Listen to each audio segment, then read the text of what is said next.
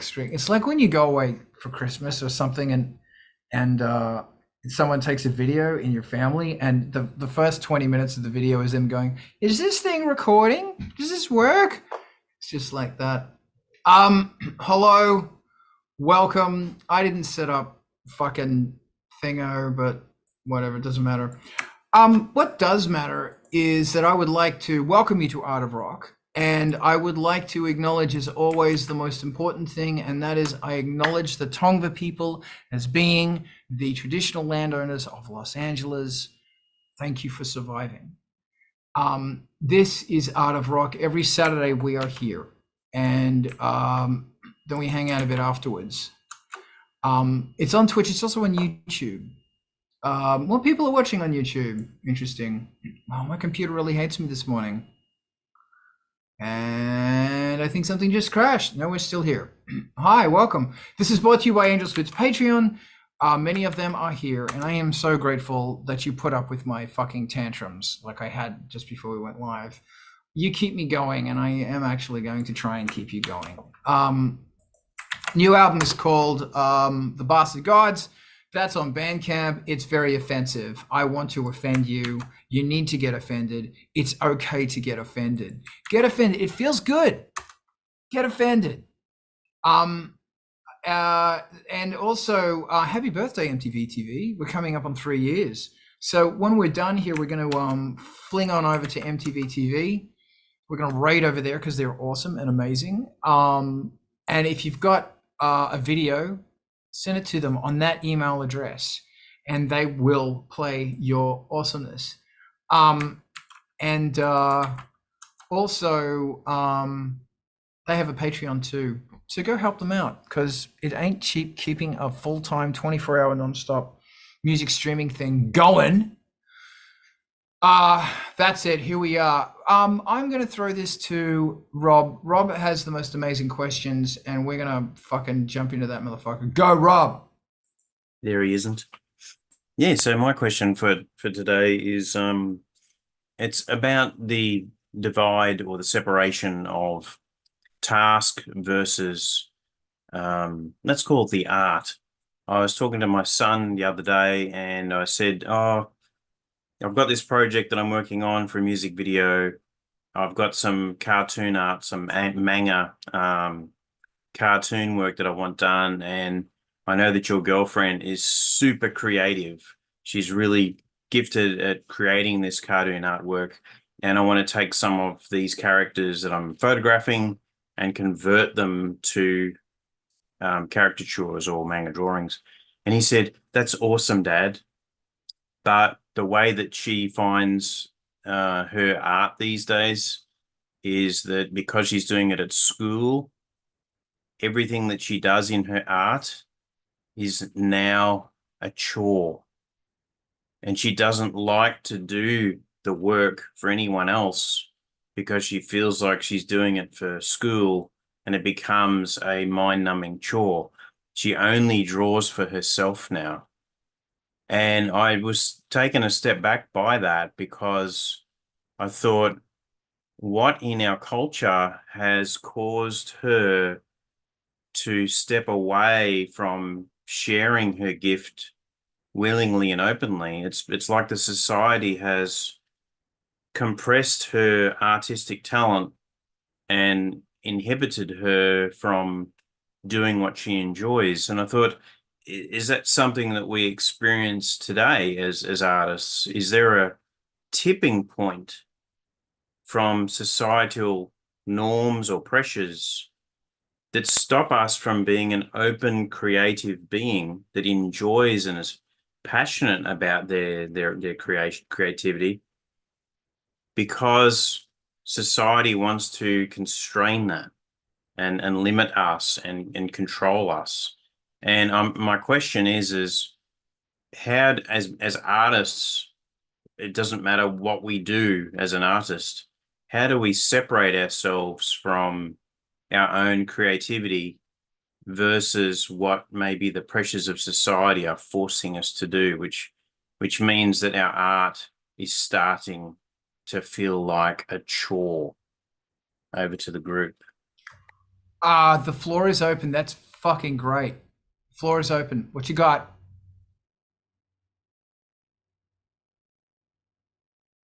Oh, shit, I can go first. No, Aaron, go. I think a lot of it gets two-pronged. I think it might be the passive aggressive notion that people will lay on you that says, well, you're X years old, or you should have arrived at this point by now, or if you would dedicate as much time as you spend in your art to all of these monikers that make you checkmark awesome in society, then you would succeed. You would succeed far better if you applied all this creative energy to the things that we deem important versus your art, which is complete horseshit. So there needs to be more encouragement of being like, it's remaining objective and seeing if somebody's creative energy is being spent in a good place, and that if it can be emboldened, then you should embolden that. And it shouldn't be judging by comparison that you're not fitting an X box with the check marks on the outside saying that you are succeeding in society because you are pursuing art instead of this, that, and the other. I think, and the last thing I'll say about that, and I know I feel like I'm going all over the place, but it's this checklist thing that people think, well, maybe deep down they're going to bullshit it off and pawn it off as well, or they're going to hide it under subterfuge of care for you. They're going to say, well, I'm just looking out for you. I just want to make sure that you succeed, and I want to make sure this and that. So maybe you should spend less time on your art and more time on X job or tasking or degree or building your resume. And well, fuck every bit of that. So I don't know if that's encouraging, but it's just kind of a way to look at, maybe in her case, as Rob had said, maybe that is something that she's getting browbeaten by people, again, under the subterfuge or guise of care for her well-being. And that might have been what made it a chore versus a cheerful endeavor. Wow, thanks, Aaron. You basically said everything I wanted to say. You nailed it. Thank you. Mark, tell me your thoughts on this. So I may be a little off base on this, but usually the way I hear this kind of issue is that it's more of when you do something for fun, that's great, but when you do it as a job, it becomes a pain to do. So like I know a lot of people have said like, yeah, I started streaming, I loved gaming, but now I absolutely hate it. I cannot stand to do it, when I get home for fun anymore because I associate it with work and I'm just doing this to make a paycheck kind of feeling. So that might be what it is. Like, I don't know. That's the most common thing I've heard for I don't want to do the thing I love as a job. Okay, thank you. So how would you change your mindset then? What would you do that can get you back into that give a fuck, creative, do it for myself belongingness rather than worrying about societal norms like that? That's what I'm curious about. How do you get yourself back to that point? Well, I've never been there, but I guess my theory would be maybe to find a different job or something, because, if the problem is I associate this thing that used to be fun with working, then continue to do that isn't going to help. Like maybe you can try and like set up a wall, like, well, I only do this kind of work professionally, but this kind of stuff is, only for fun. But I've never been there, so I can't say for certain, oh, just do this and it's simple. Thank you. Wow, thank you. And Rob, if you want to ask follow-up questions, please, you're welcome to. I'd like to throw this to Alex. I'd love to hear your thoughts, Alex.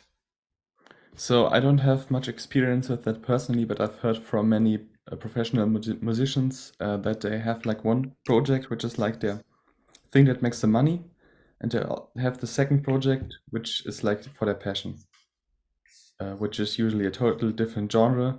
Maybe it's if they make electronic music, it's country music or something, or if it's country music, it's heavy hardcore, like something completely different, where they can just delve into it and not think about the audience, not think about money, and just let it be their thing, and that's like their musical outlet. And I've also heard that it helps them to bring a bit of that energy into their work music.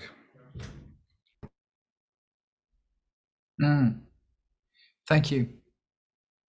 I want to come back to that one as well. Thank you. Aaron, hit me.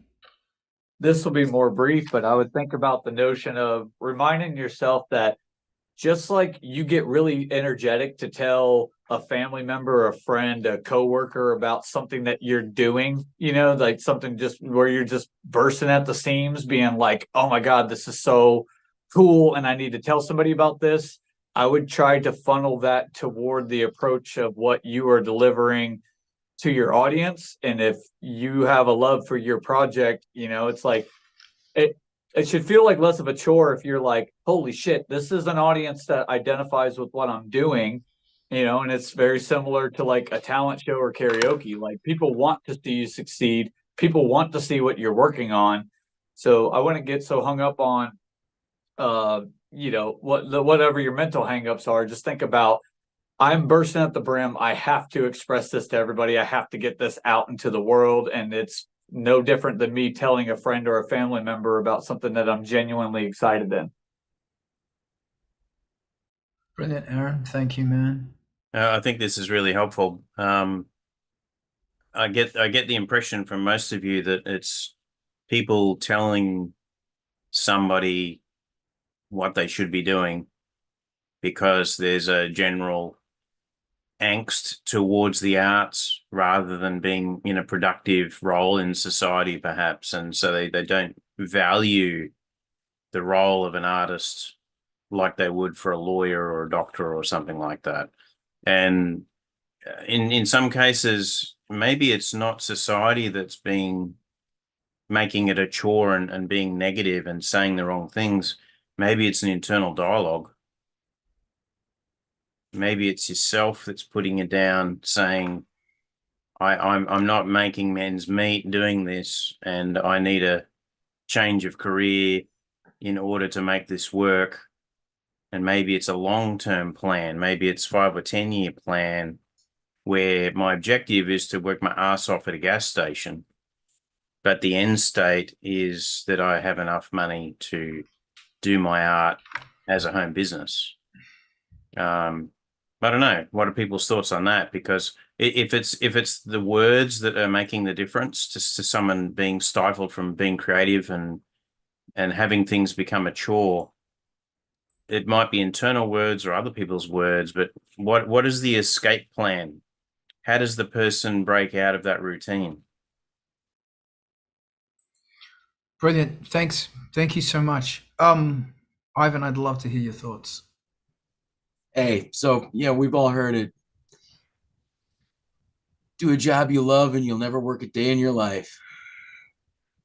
But, you know, and I'm sure everybody goes into their career thinking exactly the same thing. But it never works out that way. And, you know, be an artist, be a doctor, be a lawyer, be an engineer, pick one, be that, and odds are, you know, you can start out as enthusiastic as you want. As soon as there are project managers and deliverable dates, it suddenly becomes a chore.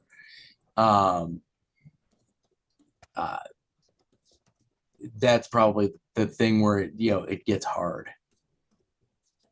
You know, because, you know, as soon as you start losing control of what it is that you're doing, you know, it starts to get annoying. When I was working at Midway Games, yeah, it was a 95 to 100-minute drive to get to work. And, you know, on the way in the morning, especially early on, I spent that entire drive just thinking about what amazing things I was going to get done that day, how much fun it was going to be, and how great it was going to be. And it was awesome. You know, everything would be completely, you know, have gone off the rails by 10 a.m. And that was awesome too. And once I had everything automated, you know, I had an opportunity to go completely off the rails and really, really, you know, do things I wanted to be doing with, you know, programming and building networks and designing the whole system. As soon as they brought in a ticketing system and project managers, all of that went out the door. Awesome. 'Cause Thank they you. suck the fun right out of everything. Yes, they do. Brent, I'd love to hear what you thought. Brett.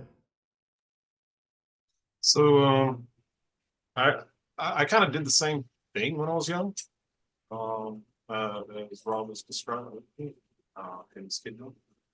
And for me, it was kind of a means of protecting my art. I recognized that it was something important to me, and it helped. So there was a certain amount of maturity or whatever that I had, and a certain amount of interaction that I could accept from academic sources. And academic sources like to turn everything into a grade. I really didn't like that. It wasn't, for me, it was always more subjective. And that's what I enjoyed about it. Even musically, it's why I love instrumentals. You take the lyrics out of it and you listen to 10 people, hear it, and each one of them comes back with a different idea. So the sharing part of it was like, no, let me share this with peers. Let me share this with those in the community like us, and so that it can be subjective and it can have its own place in the world. So and how that meets career. I also love computers. It was, I started in TV, but when things didn't work out with management, because, well, I don't care who in what position in life, there's always going to be a boss, and you're always going to have some sort of disagreement from time to time. Nonetheless, I found that when I went to computers and I started doing support, while it was very stressful, and there's that element of the ticketing system like Ivan talks about, but I don't like. The thing that I do like is that at the end of the day, I can count the number of people who are better off today because I was there. And that's hard to do sometimes. A ticketing system does come. I come to things like this because that's how we reciprocate with each other. That's just, maybe just a perspective, maybe that helps. Thank you. If I may, firstly, thank you very much for sharing this. And Rob, thanks for bringing it up. It's fascinating listening to what everybody is saying and also the words under what they're saying. I think as artists, we've all experienced some hardship and pain, and that's kind of come out here. And I'm really grateful for your sharing of this. The worst thing in the world is when you have a dream and you just watch that dream vaporize in front of you. I guess I am learning that the dream in actually vaporizing, in order for it to become real, it transforms. Please remember that. For the dream to come real, it begins to transform. And some of the ways that it becomes real, things get lost, new things come up. That's a hard one for me to deal with. As Aaron said, stop listening to people. Just stop fucking listening to people. If that artist was my child, I would be talking to their teacher saying, why does my child think this way? But then again, realizing that, there's so much onus, importance put on in social media now, put on instant gratification. There's that term, and I just used it. That I feel concerned about people who just blow up and they make it overnight, because there's this horrible road that we're on now, which is failure, is really training for what's about to come, because some call it paying your dues, that you need to get through times like this in order for you to be able to have the tenacity. This builds your tenacity and character, your musical artistic character, so that you can keep going. I art is, I think anyway, for me, is my interpretation of the world. And I never run out of inspiration of good things and bad things that happen. And increasingly, with Angel Spit, it's, hey, that's fucked. But with Ace Planet 9000s, it's like, how can I do something that will distract and heal you from this? And it's a nice thing to have this yin and yang thing going on in my life. That for whatever project it is, words, thoughts, things suggest chords, suggest melodies, suggest colors. So there's always, I mean, my God, today's January 6th. Just saying. And there's so much in the world to inspire or to inspire art. Everything is a pleasure and everything is a chore. And unfortunately, in creating art, 99% perspiration, 1% inspiration. It's something you have to get used to, and indeed with life. But the thing to remember is that there was that spark of fantastic joy. You've got to remember that spark. And in the back of my mind, I'm thinking, what could I say to that child, that young person who has not even started their journey in life, let alone their artistic journey, and they already have that, Jesus, they sound like me, and I'm 52 this year.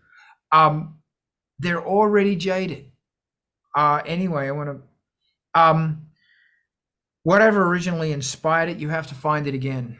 So that original spark, you have to go back and find it. And my thing is talking about old keyboard magazines or perusing old gear or collecting old vinyl that you put on that is going to restart that spark. I'm not saying listen to old music all the time. I'm saying every now and then it's okay to be nostalgic. Another thing to be really aware of is that when this sort of thing happens, you have to be aware that everything becomes a chore and a full-time job, even a relationship. So, and there are tasks, taskmasters and task persons and to-do lists in relationships. Let me tell you, sometimes it's you, sometimes it's your partner. But this needs to be dealt with because the tenacity to push forward in art, push forward in whatever you're doing, is also possibly linked to the ability to push forward in our relationship. There's more to life than to-do lists. And there comes a time to not sing, but to scream. And there comes a time to not scream, but sing.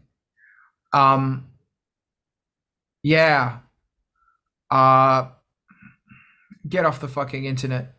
It's poisoning your mind. It is poisoning and destroying your mind's ability to look forward and to make plans.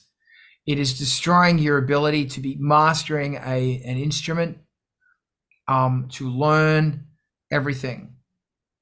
Everything is about pleasure and instantly giving you pleasure. Get off the internet. The cult of win, win, win. Look at me. It's a lie. Get off it. How you say that to a teenager, I just don't know. Or anybody, actually, I don't know. Ivan, tell me your thoughts. I mean, I'm sorry, Aaron. Aaron, tell me your thoughts. I'll keep it on the brief side, but it's one of those things to add in tandem with what you and Rob said. It's perspective. It's a matter of objective. It's things to where your daily life, your daily job might be very irritating. I'm an inventory control specialist. Not fun. You have to deal with numbers. Not fun. You have to deal with processes breaking down, or I get people that are like, oh my God, you must really love your job. You're so good at it.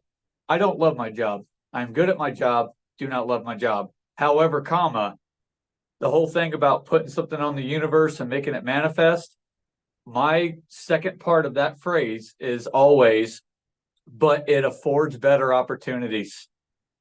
And the more I repeat it, the more it is so. It is literally affording extra things that I could do for production value for Grim.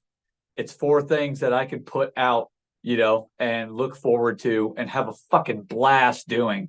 And it's always, always, always, this affords better opportunities. So it doesn't matter how much a process breaks down or how shit daily life is. It's keeping myself reminded and also talking about that, because that's how I rediscover just a little bit of joy in the daily shit workplace, or the feeling that you always have eyes burning holes in you. You can literally just say, you know what? This isn't the right job, but this is the right now job. This is what is right for this current moment. And again, affording other opportunities.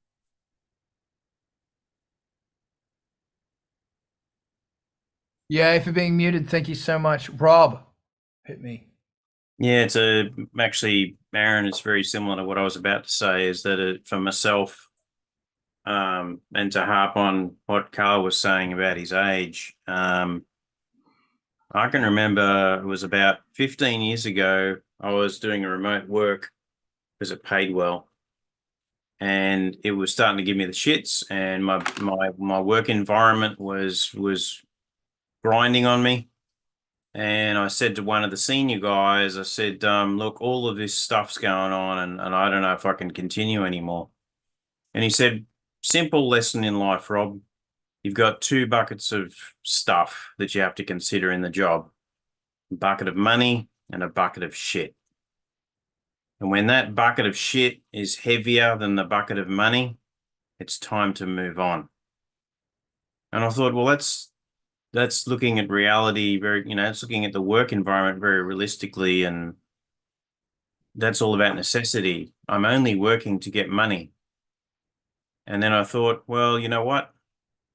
Life's not about money. It's about what you aspire to do in the future. So as Aaron said, it's what you need to do to keep you on a path. It's the goals in between to get you to your vision. Whether you get to your vision or not, you might get hit by a truck. Who knows? But the thing is it is all about the journey.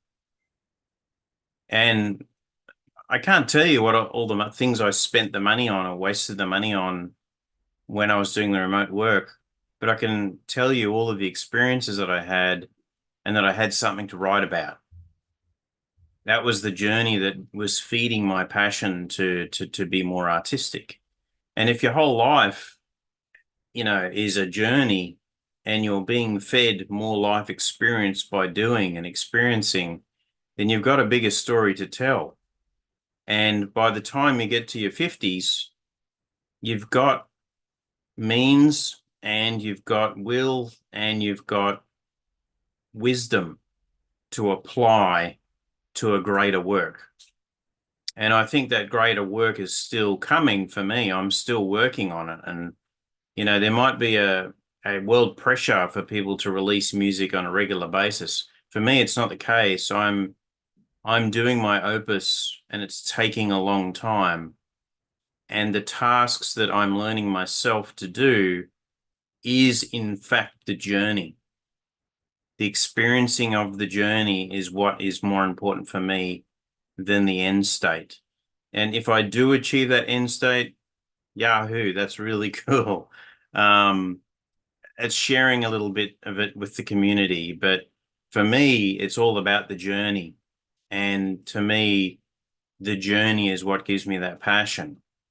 And things like MTV TV and Art of Rock are the cultural feeders that are feeding my journey. That's what's giving me more inspiration and more drive. Without that, I would be a working monkey in the factory, and I'd probably want to just shoot myself because I would be just a robot. But the reality is that MTV TV and Art of Rock have been giving me cultural drive for the last 3 years to put me on a path to achieve my artistic objectives. However long that takes, no pressure. Nobody's telling me what to do and when to do it by. I'm pacing myself and challenging myself. And perhaps my son's daughter has 30 years to get to her creative state. Maybe that's what's going to take for her. Maybe it's going to be 10 years. who's to say?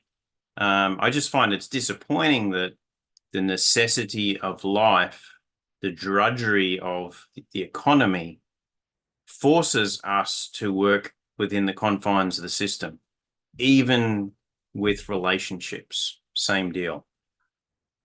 Thank you. I really appreciated that. You know, it's funny, and Adam, I see your hand. I'll throw to you in just a second.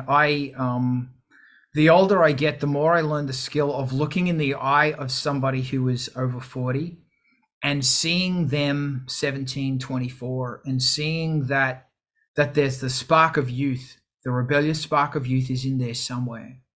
Sometimes you can see it right away. Sometimes you have to dig a bit. But it breaks my heart that maybe I just don't know how to see it. When I'm talking to somebody who's younger, I see anger and resentment and someone who's old, and I don't see any kid in there at all. Maybe that's something I need to figure out within myself. Gee, I don't know. But yeah, thanks, man. We've got to fucking keep us going. Adam, dude, talk to me. Good afternoon, friends. So because I arrived fashionably late, I missed the original comments that sparked this conversation, but the understanding that I have was that there was some comment made by a younger musician who is jaded before their time, sort of thing. Is that basically Sure, yeah. a nutshell of it? Yeah, pretty much. I mean, it's how do you avoid your artistic activities becoming a chore where you don't want to do them anymore because the system is putting you down, or your internal dialogue is putting you down. Oh, I got to pay the bill this week. I can't afford to be creative. Well, I need to be creative in order to pay the bill. Okay, now my creativity is a chore and it sucks and I just want to go drink coffee. Yeah. Okay. Well, yeah, that's what happens when you start looking at creativity as a commodity, and our current system is definitely more interested in commodifying art and labor than is sort of what Carl was saying a little while ago about, you know, the scale of our economy, and what you were saying, Rob. By the way, I love hearing you guys talk. You know, I tuned in, you know, and I'm listening to you guys, and I'm like, damn, this is such a great thing. And then Rob, at the very end of your monologue, the thing that you said about how MTV TV and Art of Rock like give you a reason to finish the things that you're working on. That is such a huge thing, man. And I didn't even really think about it that much until you said it. I mean, like, you know, the whole time that we've been doing it, I've been saying, you know, well, the idea is to, you know, create a stage for artists and, you know, in this particular, you know, aesthetic. And you know, because we never, it was one of those things that was either not going to last at all or it's going to last forever. I think we've hit the point at which hopefully it can last forever. But one of the things that I think is really important, what I took away from the last part of what you said, Rob, was that outlets are so important to feeling like your work is reaching an audience of any sort, that you're getting feedback on it of any sort. Like, you know, if you're working in a vacuum, there isn't a reason to finish the thing. You don't have the inspiration to finish the thing. You don't have the inspiration to do the next thing. You don't have the, you know, like, it is easy to get,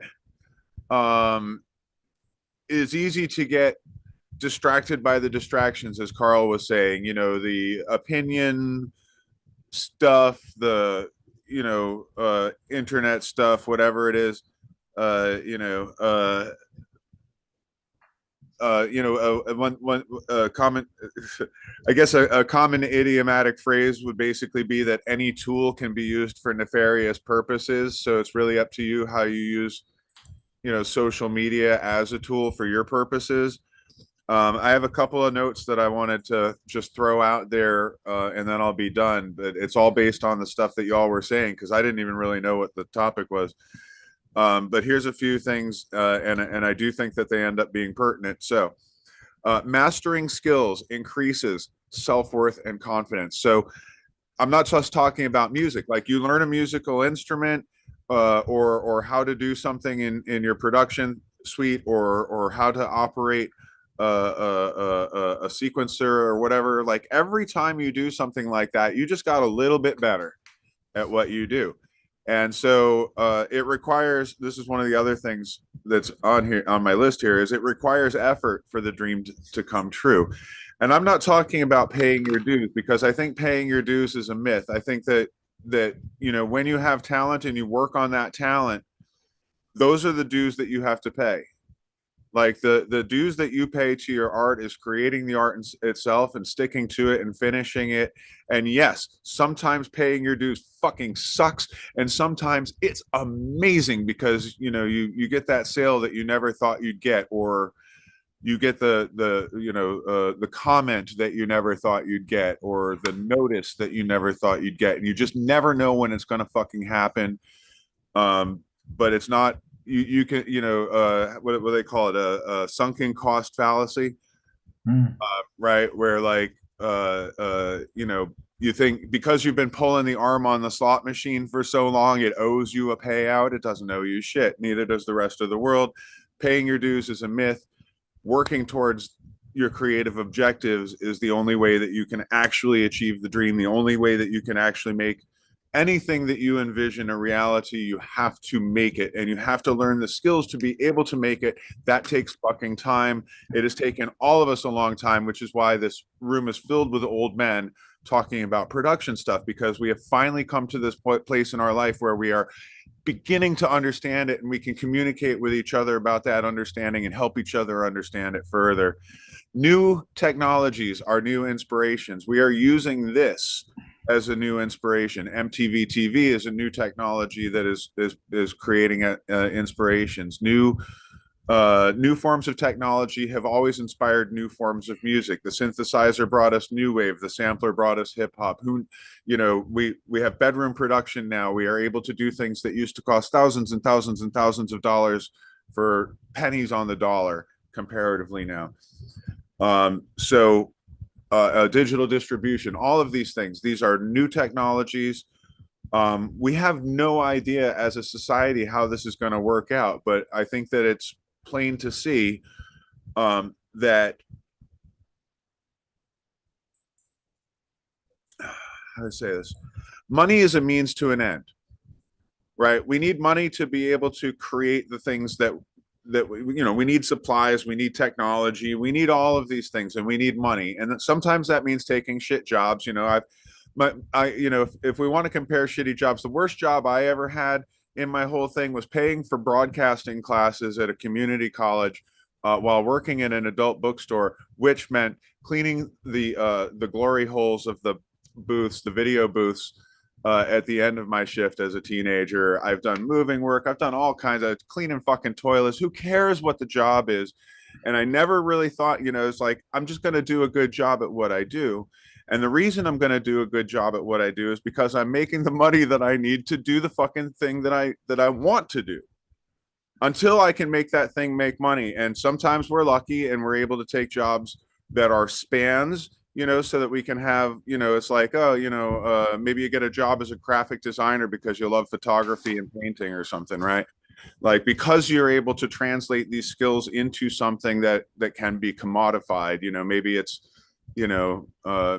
a Hollywood gig, or maybe it's I don't know, advertising, whatever the fuck it is. Or selling musical instruments retail, right? That was a span for me. Like, I worked there for the discount so that I could get more stuff to make more stuff out of that. So I'm gonna hand it over now, but that's my list of things, and I'm glad that I caught into the conversation when I did. Thank you. Thank you so much. I am going to throw this to Alex. So these are just peanuts, but maybe some things that inspire me if I'm struggling to get a creative spark is like, first of all, listening to good music really, really loud. Of course, with ear protection, but like feeling the frequencies on my body. That is always something that brings me back into the spirit. And also visiting, like seeing other people do their music live, or like going to a club and experiencing the crowd. Because I feel like being like in my living room, maybe with headphones on, I'm so isolated from sense of community that it sort of feels like just shouting into nothing. And as soon as I am at a concert or like seeing people dance and dancing with them, and maybe also like talking about with other people about music, and maybe collaborating, being in a band, these are these things that like bring me back. And I think like the problem is that nowadays you don't really need other people to make your music, but you sort of still need them, but you just don't realize it because it's not obvious. Yeah, I think that's mostly it. Good on you, Alex. Thank you. I remember that that $1 earned from making music is sweeter than $1,000 from some shitty job. And I've seen that time and time again. Like, you know, man, I'm telling you, if someone buys me a coffee, thank you. That's a great gift. But if I buy a coffee from money that came from royalties or sales, I drink it slower. I enjoy it more. It is the best fucking thing in the world. And I remember the first time I experienced that was when I was in university and we did a gig and we got paid out and I got a coffee and it was like, wow, my music paid for this coffee. It was fantastic. And I want people to experience that. That, you know, you have less money as being a musician, but my God, the money is worth so much more. Like, this came from people who love you and love your music, might hate your guts, but they like your music. And it's really, really wonderful. And that's a blessing. And I thank you. I thank you for that. I am blessed. And I want you. I think that's why I'm such a bastard about making music full time. I'm such a cunt. My name's Carl. Rah, rah, rah, rah, rah. Yes, ultimately, I want you to experience this. It's fucking great. Which brings me nicely to, what are other forms of rewards / feedback besides like, plays, and money? For example, I put a thing on Reddit this morning. They were saying, hey, we're looking for spacey ambient music suggestions, please. So I put in Ice Planet 9000. And I scrolled down the list, seeing what else everyone else wrote, and somebody actually wrote Ice Planet 9000, and I went, "Oh my God, wow, thank you." It's probably one of you, but thank you. And it was a really, you know, it's that buzz you get the first time you hear your music in a club, like Ivan, you were telling us about that. I mean, it wasn't the first time for you. You get played a lot, but. You know, when you hear your music and you hear people dance, you see people dancing to it, and you see it's a most wonderful thing. I need to get back into that. I really do. So my question is, besides money and the feedback from social media, etc., what are other rewards and feedbacks? Take it or leave it. Weave it into whatever it is you want to say or not. Aaron, I want to hear your voice. Go. I would say it's very tongue-in-cheek given the present company, but when a segment ends, then I hear like Hack or one of the Reapers blathering on MTV TV. I'm like, fuck yeah. Like, I remember filming that. I remember pouring effort into it, but I thoroughly think that people enjoy it, you know, and it's something to kind of shake up the algorithm. That shit's fun. But on a more personal like note, like like other than digital streaming. It's once upon a time when I was in the Navy, I actually got the permissions to be on the loudspeaker as Hack the Reaper, and it was fucking incredible. Everybody had their mundane, shitty daily routine. Everybody's cleaning and polishing brass. But then all of a sudden on the 1MC, on the announcement system, you hear, hello, this is Hack the Reaper. And my near and dear partner in crime that plays Slash was on that ship at the time. And all of a sudden he goes, I was about to doze off to take a nap. And I shot up being like, that is not Hack the Reaper on a fucking naval warship on the speaker system. He's like, what the fuck? He goes, I think 10 people appreciated it out of a crew of 350. But those 10 were like crying laughing because after I got done with my announcement, everyone is staring daggers at me. There are chiefs in the whole god and country that are fucking pissed. But it was a sanctioned event. It was everything that I had permission to do. And I was in costume. And I walk out and a friend of mine is just crying laughing because she's like, that's one of the best things I've ever heard in my entire life. Thank you. And I'm like, fuck yeah. High five. Carry on smartly. So it's little moments like that to where there wasn't money involved. There wasn't accolades. There weren't a bunch of people, patting me on the back. But there were about 10 people that were on deployment being like, dude, fuck yes. And Hack was the catalyst for that. So rock on. That's brilliant, man. I love that. That's great. Brett, talk to me. I just wanted to say that this is one of the biggest rewards for me. I enjoy this whole community, and I mean, thank you, everyone. Yeah, that's about it. Thanks, man. Thank you. I have a very good friend, Lux Voltaire. Alex, I see your hand, and I'll get to you in a minute.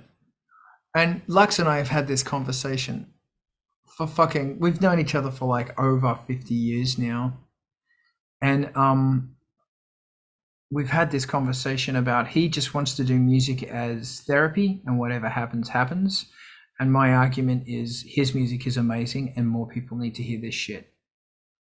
And his thing is as soon as a band starts getting traction, he leaves because he doesn't want to know about that stuff. And it's funny, if you haven't heard of Lux Voltaire, definitely look up Lux Voltaire. He's one of the he's a key player in Australian industrial music, but he doesn't fucking want to know about that shit. And it's just really, I need to increasingly just be okay with music some people just need it as their own therapy, and that's okay. Alex, hit me. To be honest, it might be a bit self-congratulatory, but for me, if a track or maybe a jam ever reaches the stage of me liking it, it's just my biggest reward, because like nobody makes music that's so much my taste as myself compared to myself. Like obviously I will do everything that I like the most. And so if I get a track where I like it, it's like the best thing ever, and I listen to it hundreds of times. That's for me the biggest, inspiration, draw, reward. Yeah. It's very interesting that if I have to not listen to the track for a few years and then I can listen to it again without puking. So I get, yeah. And it's really funny how my memory goes, the song's crap, the album's crap, it's all crap. And then I listen to it and I go, oh, wow, this isn't crap. Like, this is not bad at all. So yeah, Alex, fuck yeah, man. Do you have to wait? Can I just ask really quickly, Adam, I see your hand. Quick question for Alex. Do you have to wait or can you listen to it straight off? No, if I go over the threshold of, yeah, this is actually all right, then I listen to it immediately. And I try to not to listen to it too much, because then you get, if you're not finished with the mix, you get sort of the version too entrenched into your head. But if it's like over the stage, like, okay, I leave it now, then I listen to it hundreds of times because I'm just so into it.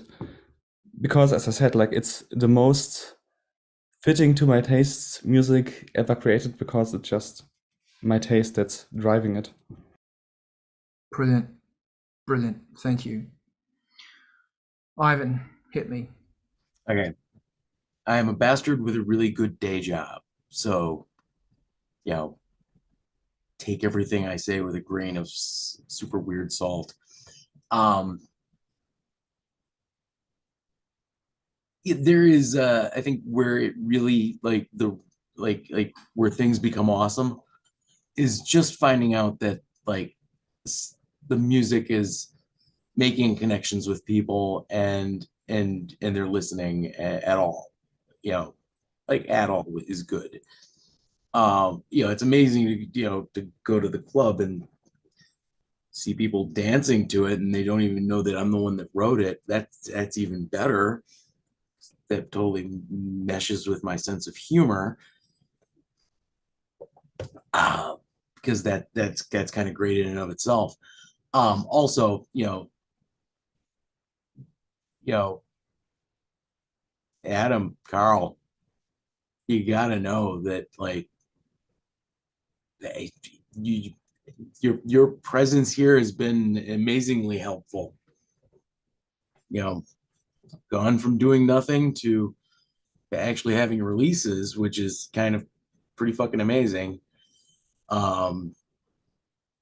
And yeah, it hasn't happened yet, but you know, their band is this like it's a super secret project right now. And when we start releasing for that, like it's gonna be a fairly big deal. For us at least. Yeah. It will. It will. And we will help however we can. Thank you, man. Thank you so much. And, you know, back to you guys. And thank you again. People who are watching this may not be aware that these really excellent people are doing this under the threat of me sending them feces in the mail, that if they don't finish their art, I will shit in a Snaplock bag and post it to them. I've sent one to Alex, one to Brett, and one to Rob. So yeah, but thank you very much for saying those nice things regardless. Adam. Unmute. Okay, so first thing, Ivan, that was amazing, and it should be a big deal. Like, you know, releasing your new project, it should be a big deal. It should be a big deal to you. If it's not a big deal to you, it wouldn't be a big deal to anybody else. But this, what you just said, and what Rob said earlier about how MTV TV helps him, you know, to finish projects, I guess. That is literally the reward. That's why we do it. I mean, you know, we don't have a huge viewership. It's very obviously, you know, with Twitch, it's very hard to actually get a sense of real metrics, you know, of how much you're affecting anything. You know, we have a pretty regular group of people who like to come in and use the chat. The things that are very gratifying about that is, like, you know, when they're laughing in the chat over one of the silly things that Diana and I wrote, or that one of our friends, Aaron, wrote, or whatever it is, you know, or they just, you know, the nicest thing is when those comments come in the chat and they're just like, I love this shit, you know. And we don't get a lot of feedback, but I think we get in our scene, I should say, I don't think we get a lot of like social feedback, but I think that what we have is a lot of critical acclaim, like right here, you know. And I think the reward, so what Carl was saying earlier was that, like, you know, when you spend the dollar that comes from your creative endeavors as opposed to, you know, working for somebody else, you know, that it's just sweeter, you know, because it feels like life is better. And that's what makes my life feel better, is when somebody I care about listens to my record and says, this doesn't suck. Or they look at my art and they say, I like this. You know what I mean? And it's like, you know, nobody knows as much about your music as you do. Like, you have secrets in your music, you know, you have things that you've done in the music that you're like, I know I'm taking a risk here, And so when somebody notices something that you're like, huh, I never thought anybody would notice that, like, you know, they're deep listening, right? Like, that's an amazing feeling. That's the reward right there. The reward is care. That's what I'm driving at. The reward is care. When you care about it, it's self-rewarding. When other people care about it, it should at least be encouragement to keep doing what you're doing. You know, the first time that we got encouragement, it gave us the energy to do the next thing that, you know, and you know, by continuing, you know, I mean, obviously something like this is a great forum for that, where we continually encourage each other, or threaten, in the case of Carl with his, you know, shits in the mail. You know, that keeps us motivated to continue to do these things, or at least to think about them, because here we are, and we are, you know, forced to think about them. That is the reward in itself. The reward in itself is the process. It's the difficulties, it's the things that are difficult, it's the things that are easy. Those are the rewards. It's when something that was difficult becomes easy. That's a huge reward. You know, when somebody is willing to pay you for that thing that you do that comes easily to you, you're like, wow, somebody's gonna pay me for this. That's a huge reward, right? You know, and that's when you get that coffee that tastes sweeter. And Alex was saying before, something along these lines, like, you know, you make it for you first. Like, you're the, you know, you should be able to listen to your record 100 times and go like, yeah, this doesn't suck. Even though you went through all that time when you were writing the record that you're like, this sucks, this sucks, this sucks, this sucks. Like, you suck, you have no talent, you sing like shit, you can't stay in key, you don't know how to play an instrument, you can't produce, you know, like, you know, you can psych yourself out of anything. Um, but if you just make it for yourself and don't really care about how other people, like, you know, if you're I'm not making it for other people, I'm making it for me, and then I'm putting it out into the world, and if other people like it, that's the reward. And you know, Carl, like what you were saying, yeah, sometimes familiarity breeds contempt. I'm like, I've listened to this song too. I'm working on a music video for a song that I first released in 2006, and I'm finally doing this thing, and I get sick of that song every few years, and then sometimes I come back to it and I go, wow, this is a great song. And when I started working on the music video, right, I was like, man, I really love this song. I forgot how much I love this song, and after listening to it about 100 fucking times in the editing process, now I'm kind of like, I fucking hate this again. All right, moving right along. Thank you very much. Aaron, I see it. Thank you, Adam. That was really great. Aaron, talk to me, Aaron. I think about with everything we discussed, it's similar to like literally when somebody would go through the threshold of a door and it closes and you just see a big on air sign. It's like similar to, just to keep yourself reminded. You could write it down on a piece of paper, stick it on the door, whatever process you're going to do, going into work an instrumental, record vocals, edit, etc. Like, it's just fun to find a joy and literally just tell yourself the phrase, I'm about to blow your fucking mind, and genuinely mean it. Like, get that excited, get that electrical charge. Like, I get that on a pretty consistent basis, you know, and sometimes I could just laugh to myself because I'm putting on Hack's mask, which is very comedic, or I put on Bet Noir and it's just pure unbridled evil. But either way, there's a through line there that's just saying, I'm about to blow your fucking mind. And there's a joy in that when you're working on your project, being like, man, I cannot wait to fucking release this. Whenever it comes to a head, whenever it gets to the point that I could send it, this is going to be awesome. Like, you need to keep yourself reminded of that. You know, again, it harkens back to I have an awesome project and I need to tell you about it. I need to Stratocast it. I need to amplify it. It needs to full send. But yeah, like I said, I would just keep that phrase in mind. Just, I'm about to blow your fucking mind. That's really awesome. Like, you need a little light up sign that says on air. I like that a lot.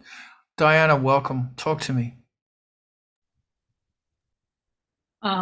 along the lines of what Adam said is care and seeing others, especially the artists, other artists involved, spreading the word, and anyone helping spread the word, like for MTV TV, and seeing people, hey, this is awesome, you should take a look at this, and the care that goes into that, and seeing that passed along.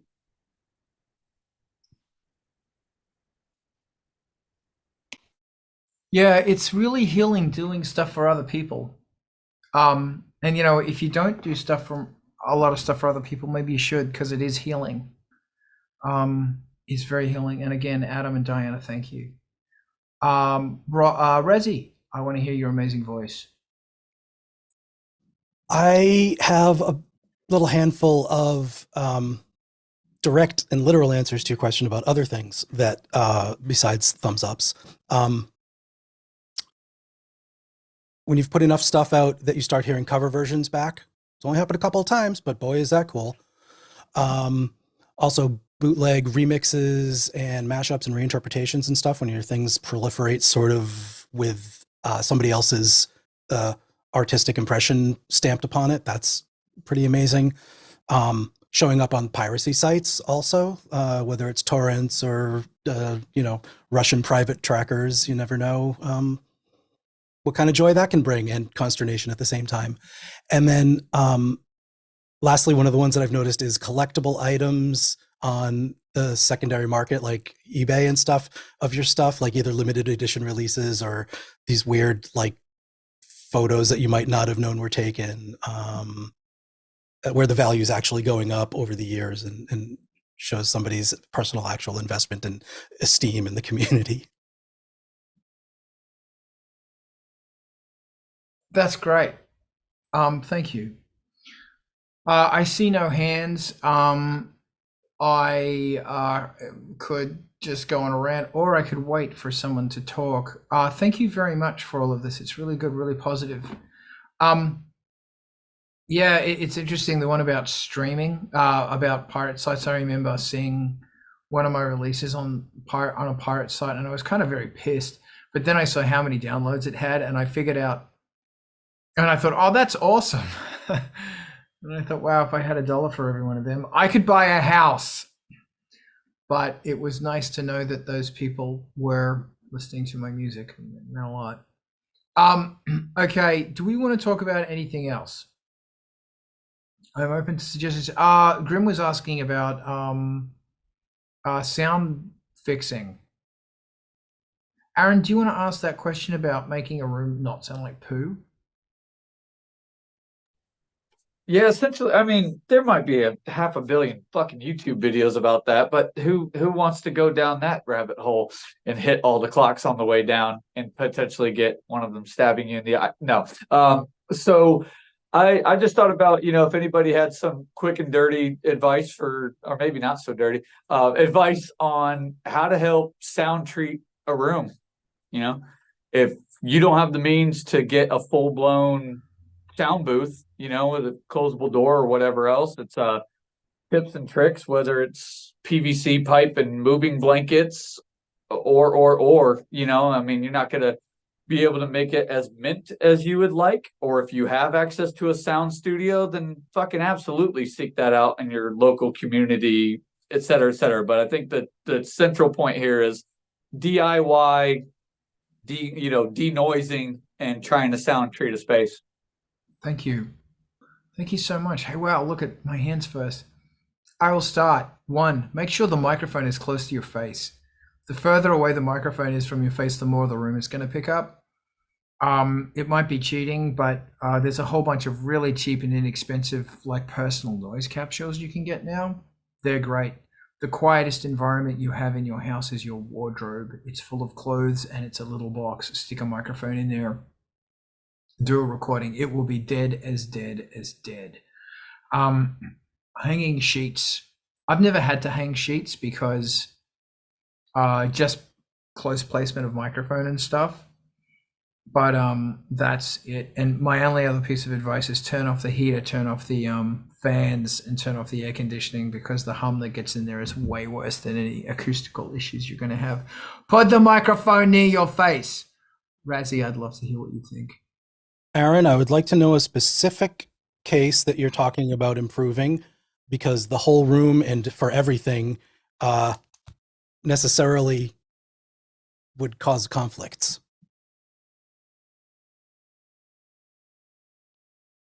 I think in my case, I mean, you know, if I'm recording vocals for Wicked Stories, I've kept quite a bit in mind where I'm half shielded by the whole wardrobe. It is in the closet. It is a carpeted closet, and all of the sound direction is, you know, the zoom is about, you know, maybe a foot or some change away from my face, and I've got one of the half shield sound walls, you know, kind of portable sound shield type deals behind said microphone. So I think I've optimized the space pretty well. It's a vocal situation for VO style stuff rather than, say, Yeah. Sorry, yeah, I did need to clarify. Recording box versus recording instruments and eclectic. So Sure. I mean, Carl pretty much said it. I mean, the proximity, if you want a voiceover sound, you need a quiet space with no interference from the street, no rushing wind noises that you'll have to remove later. And more than the quality of the microphone, because most mics and preamps, whether they're USB or going through a mixer or going through compressors, sound pretty good. There's a lot of really okay microphones. And if you happen to have one that is faulty for some reason, for $100, you can get a Shure SM57 or 58 and be done with it. Having the mic where you see radio people using it will give you the sound that radio people get. So if you're after that close, clear, intelligible speech sound that you can then fuck with later, a little more neutral, but with the bass proximity of a voiceover that you can deal with, that is your ticket in. More than treating the room, more than worrying about the reflections from the spaces, getting the ratio of the mic 6 to 8 inches and using a blast filter if you're even closer, to overpower the rest of the sound that's going on in the room. You'll have such an advantage to doing that over the really complicated battle of trying to treat the reflections in the space. And that's a whole awesome discussion to have. But more than having little cups around the thing, more than having a closet or a booth, is the proximity and the consistency, you know, to the distance from the mic, and having a decent quality mic is real easy to do. So listening, using your ears. I'll leave it there.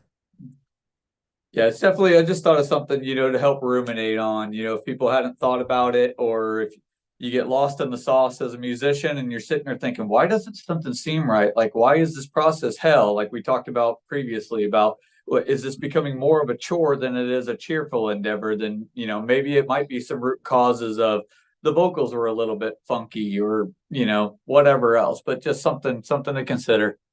Thank you. Hey, Aaron, quick question. Firstly, yeah, I'm going with Resi. Turn that foot into 6 inches. And get a pop guard. Secondly, when you do it, you need a special mask that has the mouth part cut off. Oh yeah, 100%. Yeah, it was a world of difference with different characters. And I used to have my hack mask in the prior installments was like a half blasted shield where I was literally like yelling into my own face. Yeah. And I didn't realize until the end. I was like, this sounds like fucking shit, like hacks in a container crate underwater. But then I saw the mouth out and let the black mesh just be underneath it on the faceless mask, and he's starting to sound pretty mint. I mean, he sounds fucking terrible to listen to if we're being honest, but yeah, at least he's clearer. Perfect. Thank you. Adam, I see your hand. Yeah, okay. Lots of thoughts on that. This is a question I would get like 10 times a day when I was selling pro audio. So let us dive in, shall we? First of all, when you're doing the shows with the characters and the masks and stuff, you might want to consider doing voiceovers. So like, because they have masks and you can't see their mouths move, right? You don't have to worry about lip syncing. So you can like act out the scene and actually, talk in the scene as you normally would, so that you're expressing naturally, and then do the same read over again without the mask on in your closet with, okay, so one of the things that I was going to mention before you mentioned it was those shields, man. They are fucking awesome. Those little shields, like, yeah, those make a huge difference for your recording, and really help isolate it a lot. Carl said the thing about blankets. You know, you can throw blankets up. You can bass traps, so you can throw like pillows or couch cushions or whatever into the corners, and that helps to stop, you know. So sometimes you have you know, standing waves, like, so you get a frequency that's like some weird like in the recording, and you know, so you know, you can put things around. The sound treatment for listening and mixing and all that kind of stuff, like Diana mentioned in the text chat over here, those are really different things. Like, you don't have to go to a great deal of trouble to get a decent sound out of a decent microphone. An SM58, yeah, $100. There's some other, like Rode makes some really nice large diaphragm microphones for around that same price. You know, there's a lot of good mics that you can get for under $200 that are really good studio mics. You don't need to get like a, you don't need to get a $500 mic or $1,000 mic. You can get a $200 mic, and you will get a hell of a lot of mic that you'd be hard pressed to tell the difference until you get into like super audiophile shit. But yeah, those little shields are probably your best weapon when you're recording. Like, when you're actually like listening and mixing and doing all the play, you know, and that kind of stuff, you know, mixing, mastering, like, that's a whole different, as Razi was saying, that's a whole different set of considerations. And that's when you really want to get into, you know, acoustic treatment in the room. Like Diana will tell you that what is now my spare bedroom and laboratory upstairs, it's a dead room. Like, you walk into that room, you clap your hands, and there's like, you know, there's just the briefest, smallest amount of reflection. Before I put up the treatment, it sounded like your room, Aaron, where I can hear the reverb, you know, through the Zoom in your room. It's like, you know, it's very slappy and very bright. And yeah, so here's another thing to try. You know, I see you have a fabric stand behind you, like a photo stand, T-bars, or what you call it, truss or something there. Yeah. Throw like a heavy comforter on that, put that like 2 feet behind you when you're doing your vocals, and have that little shield in front of you. And if you want to go that step further, do it standing in front of the closet. But if you put something behind you, that helps a way lot to block out additional like room noise. So you don't have racquetball vocals. Yeah, and like pretty much anything else that you'd be dealing with can be handled in your software. Like, you know, if you're doing voiceover work specifically, you can cut out quite a lot of the low end to get out the rumble. You can take out a lot from the low end to get out the rumble. You want to leave in just enough so that you have resonance, you know, so that doesn't sound like too much like flat, you know. But I think, you know, I think you've gotten a lot of good suggestions here.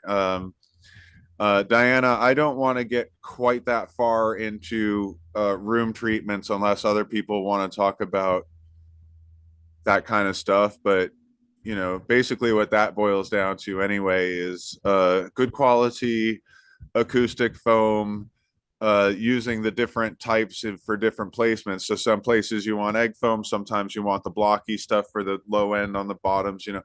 And so, you know, good placement, so that, you know, so that it helps. You don't have to like coat the room. I've done this before where I have like literally coated a room in acoustic foam. The room that I have now, not nearly that much, but it's all about where it's placed, you know. So it's kind of like going around and like and moving things, you know, and so you get that deader sound. But I think part of the reason that my microphone sounds good in my my broadcasting space here is because there's so much fabric behind me. There's, you know, one of these, and then there's curtains behind that. And I think that helps deaden it a lot, especially when I'm playing music. There's music going through the monitor, and I'm on the microphone, and you know, so having a hard wall behind me would give me that slappy reflection. I'm done. I hope that helps. I hope that helps. Thank you, Adam. That's great. Just really quickly, also, I have a friend who does. She'll do a lot of her vocals sitting cross-legged on the floor, and she'll just throw a blanket over herself. She'll just put a blanket, like a big thick blanket, over herself. She can't do vocals in the summer though. That's one problem with it. But yeah, and it's great vocal sound. It's like dead as dead. Alex, what you got? So my setup is anything but pro, but the most basic thing you can do is just have a couch and maybe some bookshelves in the room, because they can dampen a lot. Also, unfortunately, I've been living in my previous apartment in a busy main street, and now I'm living near a company which sells and works on wood. So I always have like random bursts of chainsaws and stuff. And what I do is just use a live singing microphone, which has like a characteristic which rejects from almost every direction except for where your mouth is. And that blocks out most of the stuff, and that really helps. And even though probably if I had like a microphone which would have like a more open characteristic, I think I'm saving myself a lot of how it's called, like trouble, by just using something that rejects almost anything except from my mouth. Yeah, that's my 2 cents.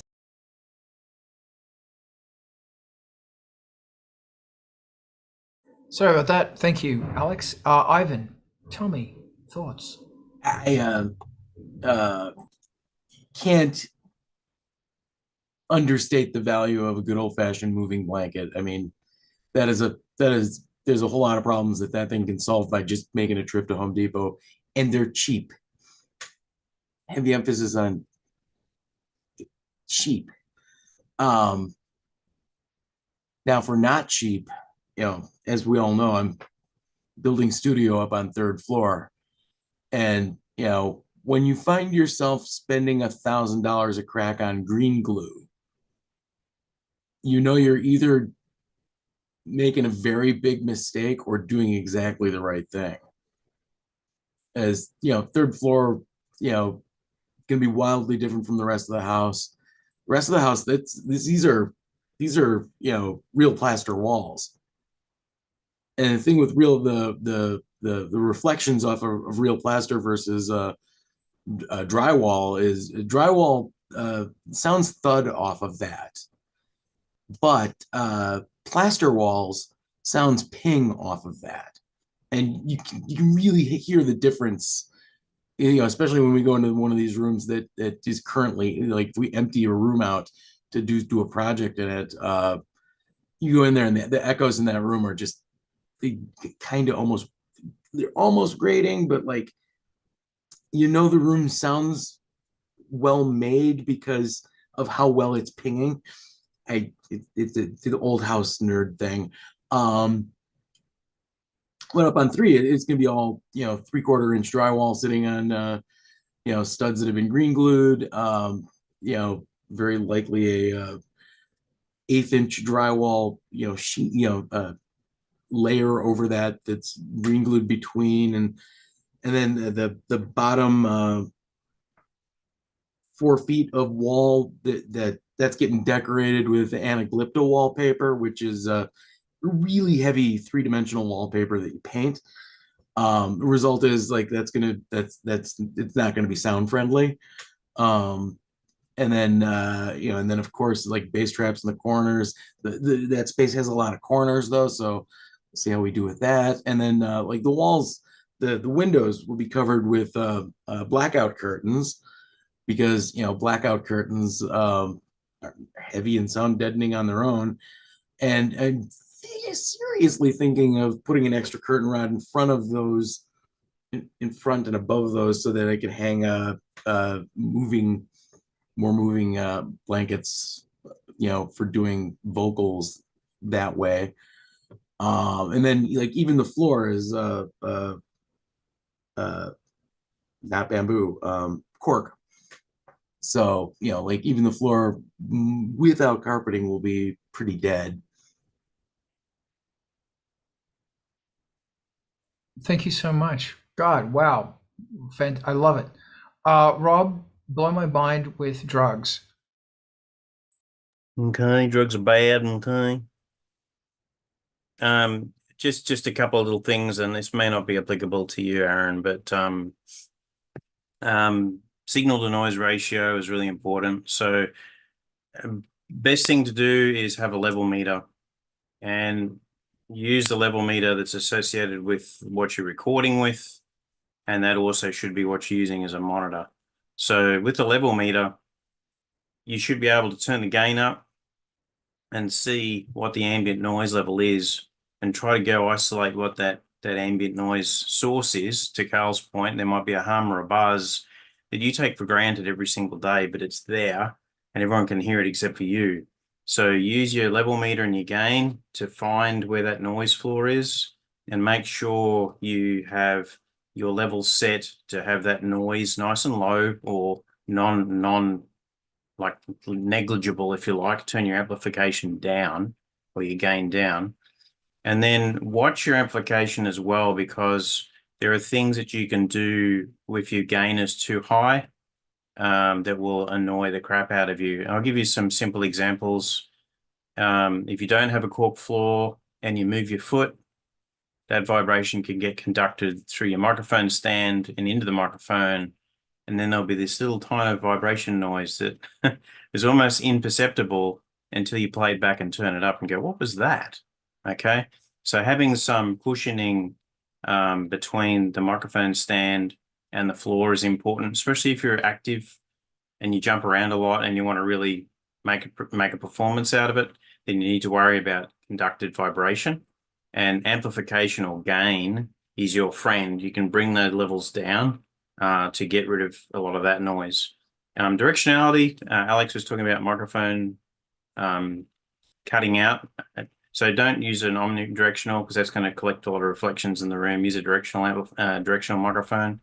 The Shure SM58 was classically a great microphone for a vocalist in a band, because it was low gain, short, throw direction was the important part. It wasn't picking up the rest of the band whilst they're performing. Also, don't touch your microphone or your microphone stand, because that will conduct through and it'll sound like an earthquake when you're recording. So you got to learn not to touch it, or grab onto it and don't let go of it. Have it hands-free off the mic stand and hold it in your hand, and make sure you practice good microphone technique. Now, the other thing about microphone technique is all about signal levels as well.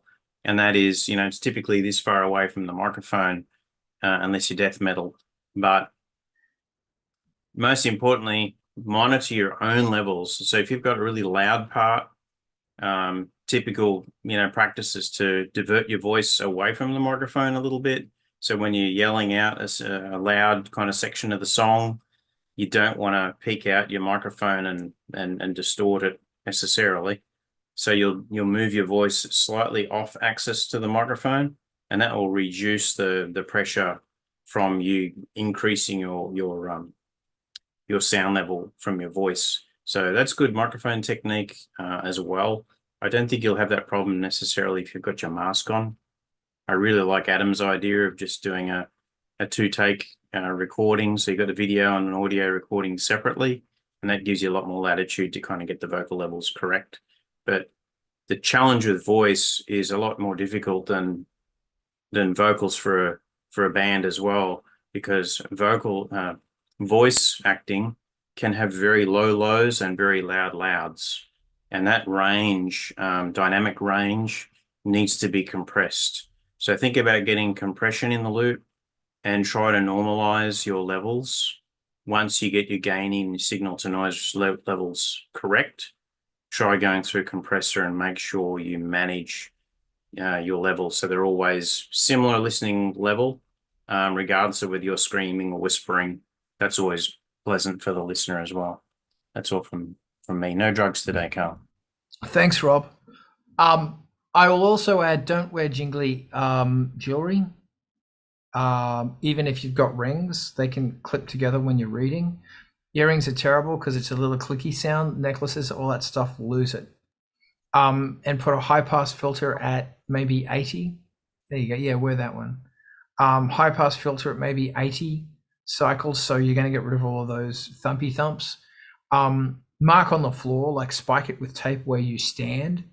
Because if you walk away to do something, then come back and you're not in the same position, you're going to sound different. Wear socks. Don't wear shoes. Wear socks. And I'm sure this is other fucking crazy shit, but Brett is going to tell us those crazy fucking shit. Go, Brett. I've got an old trick from TV for you, for a room. So in a previous life before computers, I worked for South Carolina Educational Television. One of the benefits of that is we would go around different stations and whatnot. One of those was in Charlotte, and they had an empty sound room, a completely isolated chamber.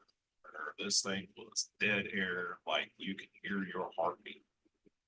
The way that worked, one of the things I learned that is a principle that what I want to do to reduce these things. Parallel surfaces in any studio or acoustics are your enemy. You want dead air, you don't want reverb, you don't want parallel surfaces. There's a number of ways to handle that. Many of them said here, blankets, all that stuff, anything absorbent, anything that will kill light or kill sound. And a good hacker trick that I've used in the past when I didn't have access to hardly anything was to use foam core. The way I broke up the room was I built a foam core pyramid and I taped it to the ceiling. And what it did is it had a similar reflectivity and sound to the plaster walls that my studio was made of. And it killed every standing wave. And it cost me $1.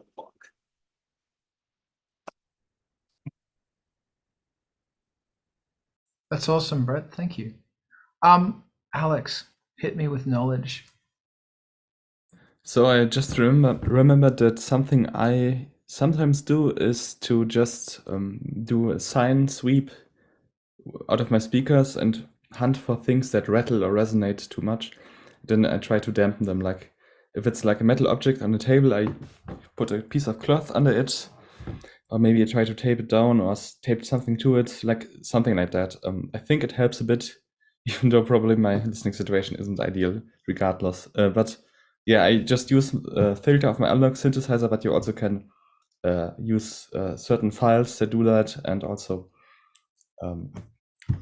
many things. Like you just need a sine wave out of your speakers at a certain volume to look for that.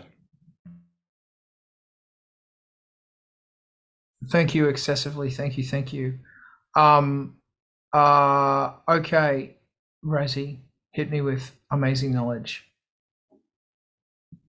The amazing knowledge has been sent out. Everybody who's had anything to contribute so far has hit it on the head for some conflicting applications that may actually make Aaron's situation worse and not contribute to making it better, but certainly improve their listening environment or improve the isolation from the outside or change other things. So I just want to underscore that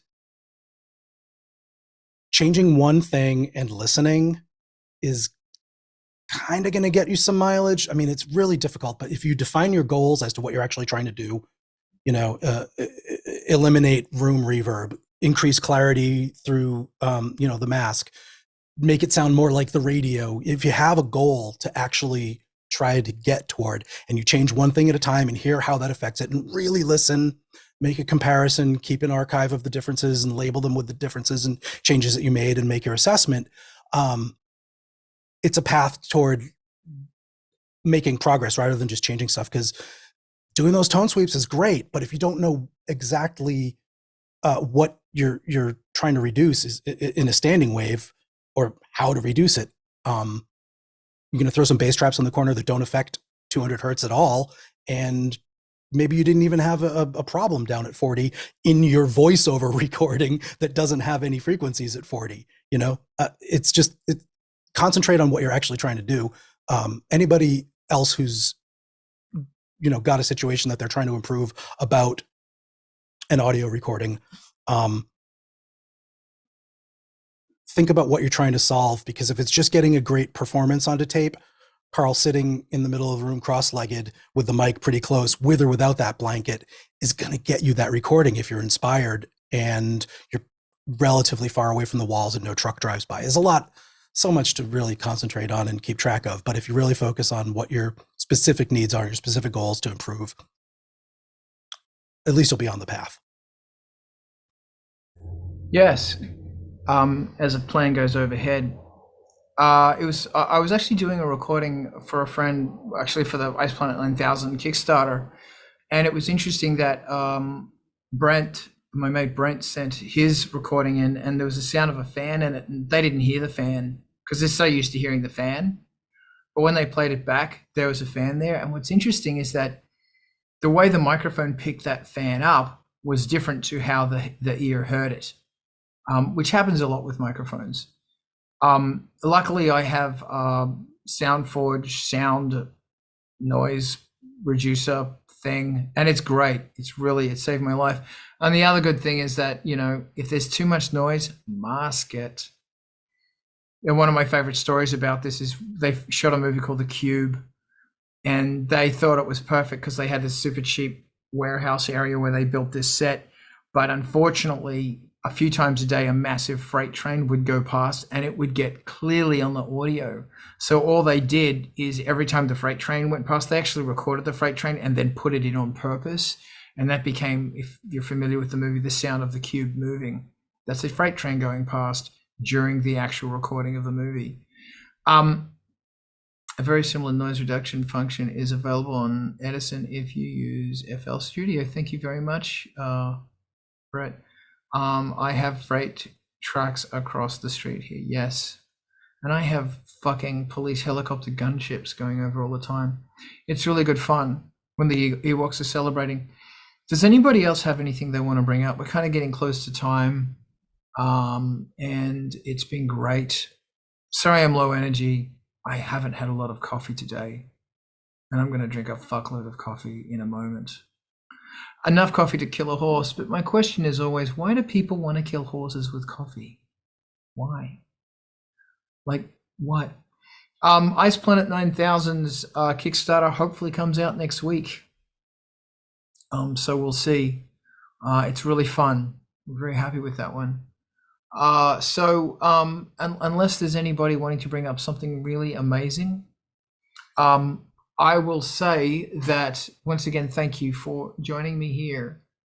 I will say a whole bunch of things, and the first thing I will say is sometimes my computer really pisses me off because it's just evil. Every Saturday we are here. Every Saturday. I'm going to try every Saturday this year. We're going to see how it is. And thanks to everybody also joining us in the chats. It's great to see your words. Here on YouTube or Twitch or wherever it is you watch, every Saturday. This is made possible with ANGELSPIT'S Patreon. Again, thank you. Thank you and bless you. For $3 a month, you can help me keep going. ANGELSPIT'S new album is on BANDCAMP. Go check it out. It's bloody great. I think it's bloody great. It's very offensive. Like I said, we need to get offended sometimes. Industrial Incisions playlist is on Spotify. I'm going to try and put it on Amazon and a few other services as well.